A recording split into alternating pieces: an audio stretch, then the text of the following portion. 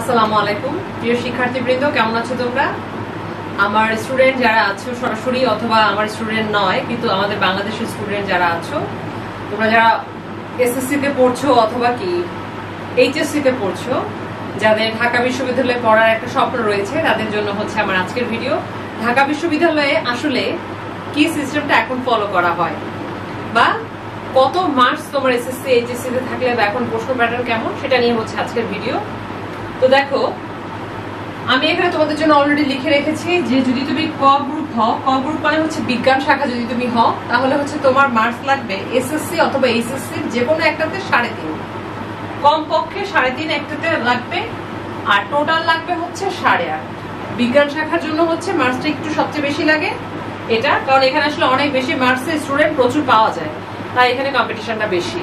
আবার যদি তুমি একটু খ সেকশনের হও বা মানবিক বিভাগের হও, তখন কিন্তু তোমার মার্কসটা 3.5 থাকবে। 3.5 বলতে কি, এসএসসি তে 3.5 হতে পারে, এইচএসসি তে 3.5 হতে পারে, যে কোনো একটা হতে পারে।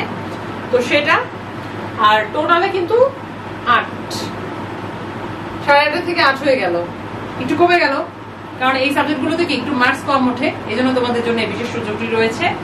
যারা আবার গ শাখা বা কি ব্যবসা শিক্ষা শাখায় রয়েছে, তোমাদের জন্য রয়েছে কি যে কোনো একটিতে 3.5 এবং এটিতে 8।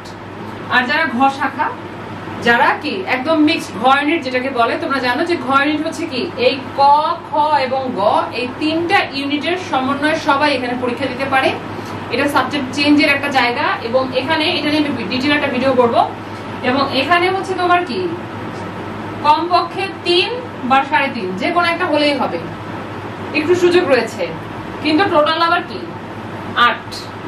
এখানে একটু 3.5 এর জায়গায় 3 পেলেও হবে কোন একটাতে, কিন্তু টোটালি কত হতে হবে, 8 হতে হবে। আদারওয়াইজ তুমি এই ডি ইউনিটে পরীক্ষা দিতে পারবে না। এরপর আসা যাক যে এখন বর্তমানে মার্কস গুলো কেমন। এর আগের অংশটা দেখেছো যে তোমার আসলে এসএসসি বা এইচএসসি তে কত থাকলে তুমি অ্যাপ্লাই করতে পারবে, আর এরপর অংশটা হচ্ছে যে ইউনিভার্সিটি ভর্তি পরীক্ষাটা এখন কিভাবে নেয়। 100 মার্কসের একটা পরীক্ষা হবে, সেখানে দেখো তোমরা কোয়ালিটি কি করছে, 60 নম্বরের একটা এমসিকিউ পরীক্ষা হচ্ছে, যে ক্ষেত্রে সময় হচ্ছে কত 45 মিনিট। 45 মিনিটে হচ্ছে একটা এমসিকিউ পরীক্ষা নিচ্ছে। হ্যাঁ, সময় কিন্তু কম, প্রতিটা প্রশ্নের জন্য কিন্তু তুমি কি 1 মিনিট সময় ঠিক পাবা না, তার চাইতে কম পাবা। তারপরে দেখো আর রয়েছে লিখিত পরীক্ষা 40 নম্বরের, যার জন্য সময় রয়েছে 45 মিনিট।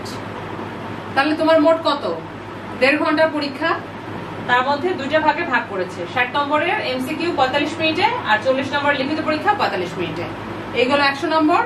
এভাবে ক ইউনিটের পরীক্ষা হয়, এভাবে খ ইউনিট, গ ইউনিট বা ঘ ইউনিট, মানে সবগুলো পরীক্ষাতে একই সিস্টেম, একই নম্বর, একই, কিন্তু প্রশ্নপত্র আলাদা আলাদা হয়, এভাবে করে হয়। আর চ ইউনিট যেটা, সেটা হচ্ছে একটু ডিফারেন্স আছে। এখানে এমসিকিউ 60 মার্কস 45 মিনিটই থাকে, আর অঙ্কন একটা পরীক্ষা হয়, সেটা 60 নম্বর 60 মিনিটে ওদেরকে দেয়। অঙ্কন পরীক্ষাটা যারা চ ইউনিটের জন্য তোমরা পড়ছো তাদের জন্য এটা। তোমরা এখানে কিন্তু কি খুব সহজেই কম একটা মানে বেশি নাম্বার পাচ্ছ, একটু বেশি সময়ও পাচ্ছ ছবি আঁকার জন্য। তো এই গেল মোটামুটি ইউনিভার্সিটির বর্তমান কিভাবে পরীক্ষা নেয়, কি করে, এবং এসএসসি এইচএসসি তে তোমার কি রেজাল্ট থাকবে, তুমি অ্যাপ্লাই করতে পারবে, আর কিভাবে পরীক্ষার সিস্টেমটা হবে। এটা হচ্ছে মোটামুটি ভিডিও। তোমাদের নিয়ে আমার আরো কয়েকটা ভিডিও আছে, ইনশাআল্লাহ তোমরা সেগুলো ফলো করবে। ভালো থাকবে সবাই, বেশি বেশি করে পড়াশোনা করো। পড়াশোনায় তোমাদের কি জীবনের এখন একমাত্র কাজ, কারণ তোমরা যারা স্টুডেন্ট। ভালো থাকবে সবাই।